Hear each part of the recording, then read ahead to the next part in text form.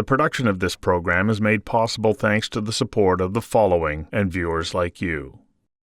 Don't Worry, Be Happy by Bobby McFerrin hit the charts in 1988, and it soared to #1 on the Billboard. It was the first a cappella song to hit #1. Why? Well, because it struck a chord with people. It lifted their spirits and got them bopping along, says John F. Helliwell, the author of the World Happiness Report. Helliwell says happiness is an enduring state of mind that consists of the capacity to experience pleasure on a daily basis, coupled with the ability to enrich one's own life and the lives of others. Generosity is one of the 6 elements of a happy life, Helliwell says. The others include a sense of purpose, a positive mindset, physical and financial well-being, along with positive relationships.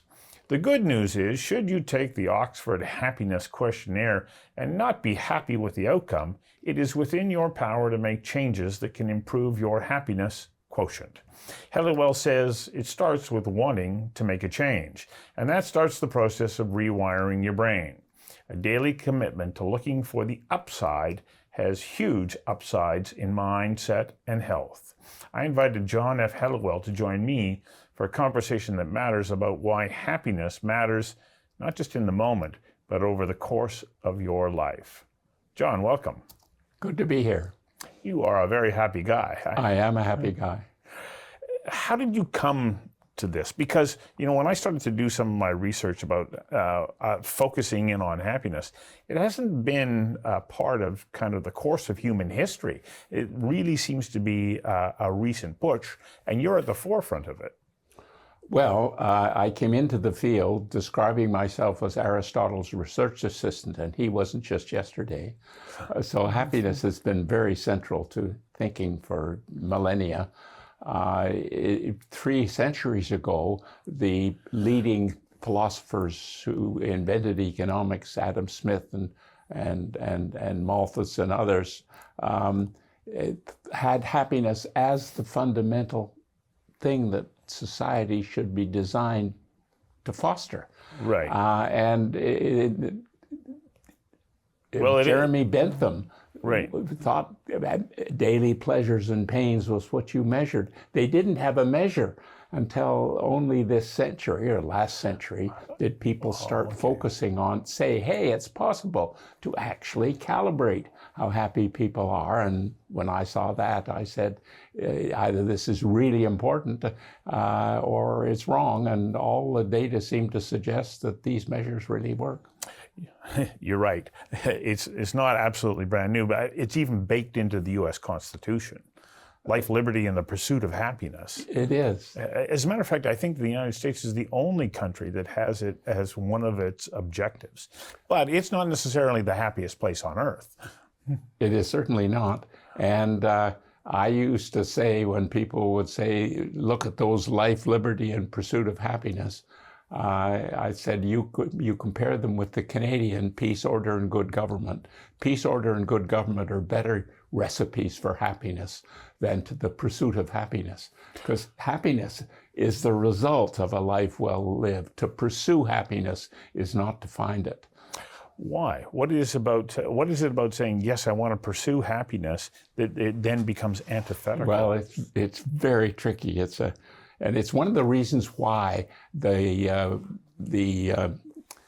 commandment to love thy neighbor as thyself is right up top in all religions. It's because you need somebody else to advise you to do something that'll make you happy. Because if you do it knowing and intending for it to make you happy, it won't. Because you only get this proper feeling of doing the right thing if it's not for your own happiness, it's for the happiness of others. So the pursuit of happiness for others is the right way to define an objective. And that's why it belongs for a government. A government, like people, should be interested in the happiness of others, not themselves. The happiness you get yourself is just a bonus. If it's the objective, it doesn't mean so much for you. It's a little bit like when somebody does something for you and you offer them a cash reward. They found this with wallet dropping experiments. People are insulted. They say, I'm not doing this for the money. And so I'm not doing this to be nice to you. I'm not doing it to make me happy. I'm doing it to make you happy. Well, that goes back to tis better to give than receive. Absolutely. Well, because whenever I think of that statement, it's, well, when I'm giving, I feel good about myself because I'm giving to you. And I want you to experience success or your own happiness. It's the reward in itself, isn't it? It is the only reward. And to tell people that it will make them happy is a problem. Because if they then think they're going to do it because it's making them happy, it won't. Because they start questioning their own motives. I'm being selfish. You have to say, ignore that. Think about if you weren't doing this really nice thing for other people, they'd be less happy. They'd be less likely to go on and do the same thing, pass it forward to others. So you're making the world a better place if you stop helping them. Just accept the fact that it makes you happier as a bonus. It's not your motive, it's a bonus. The production of this program is made possible thanks to the support of the following and viewers like you. It's also another statement. If I'm in a position to be able to help someone else, well, then I must be okay in my own life because I couldn't help someone if I'm suffering or if I don't have. It gets harder. I love the way that you're reacting to that, going, I don't know that I buy that. In fact, we find some of the most inspiring and powerful experiences of doing things for others are of people who are in a terrible state. In fact, it's not something that it's fundamental and it's right from square one that people help each other. And you find it in the worst of situations where somebody's life is going to be lost and getting out of a flaming building and so on. Much more than people think. Mm-hmm. People will rush in to help others, even at the cost of their own life. And so that's somebody who is really badly off. And it's a nicely wired part of human nature that's not celebrated enough, is how much people are willing to give up of themselves to help others. When we were off camera, you talked about almost the preset in our thinking, which is towards negativity. Is that there for evolutionary purposes, like because we need to be on guard? There is a field of evolutionary psychology that goes into these things. It is fundamental enough, and it's linked to what our colleague Danny Kahneman called the fast brain. It's the immediate response to danger, the snakes, etc. Which can be life-saving. Which can be life-saving. And when that kind of threat was predominant and the ability to focus on it and react to it was fundamental, then that was where it was. And it is baked in there, but it's taken to extremes. And so you find people having their focus, and it's true in the media as well, of course. If it bleeds, it leads. The idea is that people's attention are drawn to bad news stories, and then they remember them more as well. They're drawn to them, they remember them more.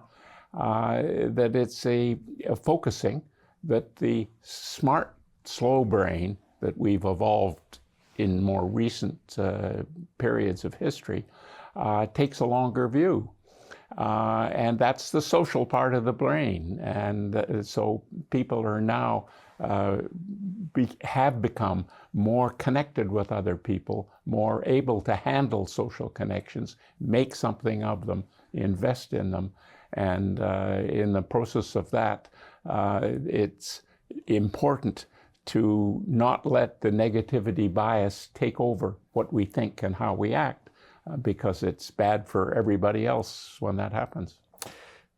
Is there a point in a person's life where happiness starts to creep in and can be and becomes sort of the dominant view or mindset? Well, there's a psychologist named Carstensen who about 30 years ago started studying the fact, I mean, after all, until recently, in most countries, there's been a U-shape in happiness. You start off happy when you're young, and then midlife tensions and so on, you get less happy, and then you get happier later on.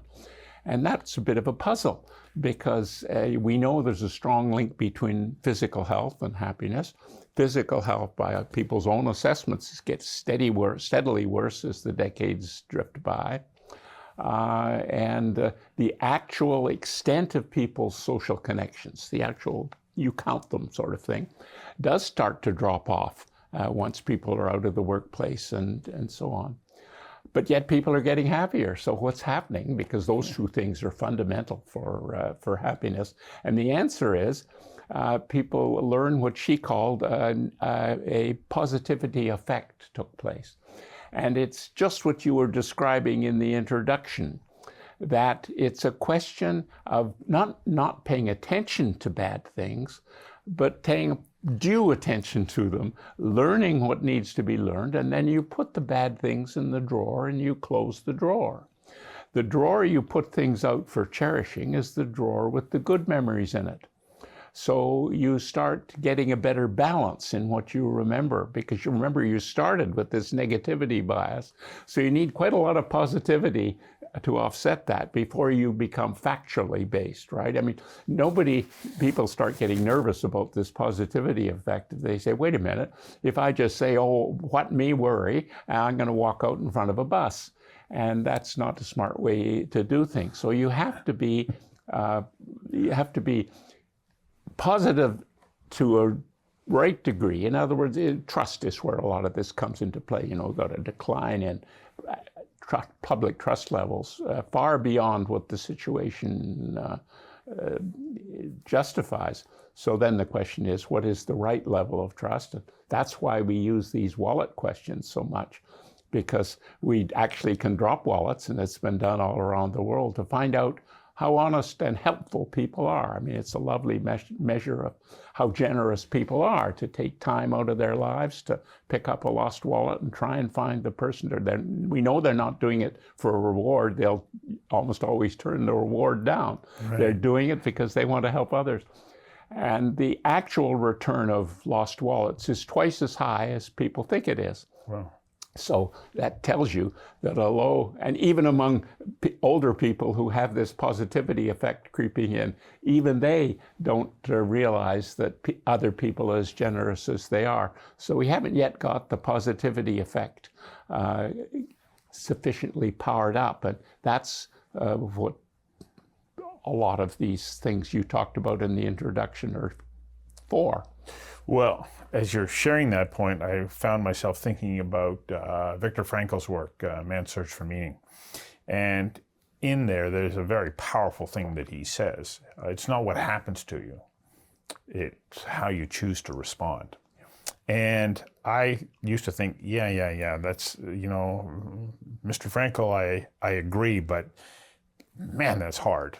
But over time, like to your point, over time, I now see things that happen that I go, I don't like the outcome. I don't like what's happening right at the moment. But I have now developed a little bit of a knee-jerk response to say, well, you never know when you're having bad luck, or good luck, I'm sorry. You never know when you're having good luck. Because even if something is going in a direction that you don't want, it's like, okay, but it opens up opportunities to something else. And there may be something positive there. Yeah. And I realize that may sound like a bit of a naive statement, because there could be tragic things that there may not be anything positive, but you don't know. And I think having that open mind helps to get through tough situations, but I think leads to a much better state of mind in the long run. I think, like a lot of bits of wisdom, resilience of that sort is a skill that you're probably not born with it. But if you're surrounded by the right people and make the right decisions yourself, you acquire it. The production of this program is made possible thanks to the support of the following and viewers like you. How important is it to have a sense of purpose? And I ask that because, especially as we have a growing portion of the Canadian population that are moving, beyond the 70-yard line in life, that they still have a sense of purpose if you want to remain happy. I think it's fundamental because why you're doing something, that's what a sense of purpose is. Is there a reason why I'm doing what I'm doing? And if you've got the right reason and you're doing it, then it's going to make you feel better and make other people feel better as well. More to the point, we didn't talk about whether it was good purpose or ill purpose.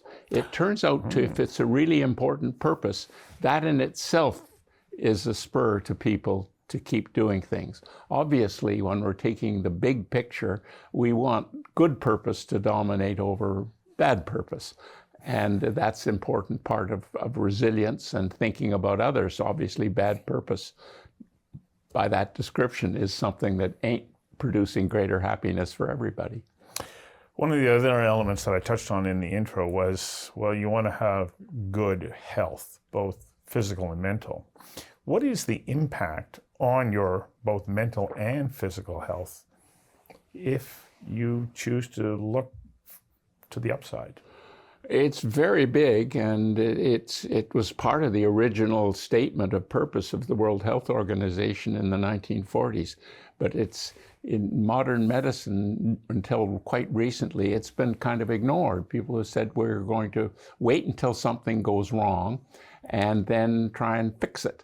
And of course, the right way of thinking about it is to try and build positive health right from the beginning.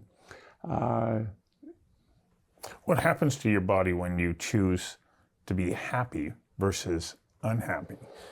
Well, I choose to be happy. You like to say, choose things that will make me and others happy. And so my question isn't quite right. That's the point. When you do that, it does make you feel better. And now in epidemiologists are starting to look, as part of this conversion of health care, from just repairing disease to creating positive states of mind and happiness, to ask what happens when you do create positive states of mind. Do they actually feedback and improve physical health as well? They clearly improve mental health, how you feel about life, and a success for a life is how positive it has been, as well as how long and disease-free it has been. So you have to count them all. What they did is, these epidemiologists, they took the surveys that were done as part of the Canadian Community Health Survey, asking people how happy they are about their lives, satisfied they are with their lives as a whole, in the same 0 to 10 scale that we use on the World Happiness Report. And then they linked it up with the approval of the people who'd been asked the question, with the subsequent health records for the subsequent 30 years of these people. And the health survey itself collects a lot of information about various medical conditions and so on. So standardizing for all that, the people who had a higher evaluation of life, it's not giddy happiness, it's life as a whole, lived longer and had less morbidity. This is a Canadian study. The production of this program is made possible thanks to the support of the following and viewers like you. I remember a number of years ago, I was doing an interview with Dr. Max Sinader, who had been the head of the Brain Research Center out at UBC. And I said, so, what's essential to having good cognitive well-being? And he sort of joked and he rolled back and he says, come on, man, be happy. And I went, it's that simple? And he said, of course it's not that simple. He said, but we know for certain that being in a positive mindset has a positive impact on your body. And this was even before they had demonstrated that there is a physical connection between your brain and your immune system. And so mindset has a direct impact on your ability to ward off those things that are out to get you. Absolutely. There's so many dimensions in which that is now being studied and shown to be the case. So you also talk about relationships.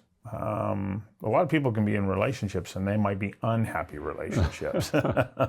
But it's still about that ability to be connected to other human beings. Well, and another way of putting it is there's a resilience and a point of view with relationships. If you go into every meeting, whether it's in traffic or in the street, saying, I'm going to make someone else happy rather than I'm just going to get by this other person who's in the way. In other words, if you look at someone in the street whom you don't know, it's not a stranger who can be threatening. It's simply a friend you haven't met yet. You respond very differently. And people, it feeds back very quickly. So if you enter with that purpose into a store, into anything, with a positive mindset about that relationship, the odds are 99 to 1 that it's going to turn out better for everybody than if you'd gone in either neutral or expecting the other person to be negatively inclined to you. So I want to talk to you about this concept. I hear a lot of people running around saying, oh, I'm grateful, I'm grateful, I'm grateful. Is that connected to happiness, or I don't know. There's a skill in there too. I mean, think about the number of times when somebody, in a way that you really understood and appreciated, and thanked you for something you had done for them or for somebody else. That's in direct relationship to somebody else. Yes, but it can be thanking what you did to save the world, or I mean, it could be anything. But showing that gratitude, I'm sure it meant a lot for you. Mm-hmm. Well, then suppose you're trying to develop habits of life that, you got a sort of list of things I'm going to do. And some of the people who study this and write books for airport sale about what you can do to make a better life, almost always in that list is not just feel gratitude, but express it. Because the gratitude you feel and don't communicate doesn't really have anything like the power of actually telling people. So it's one of those little mantras to have on the fridge, is to say, who is it that I admire or has done something good for me and I haven't told them yet? And so you just make it a point of saying, I'm going to write to X who was important to me at some time and say thank you.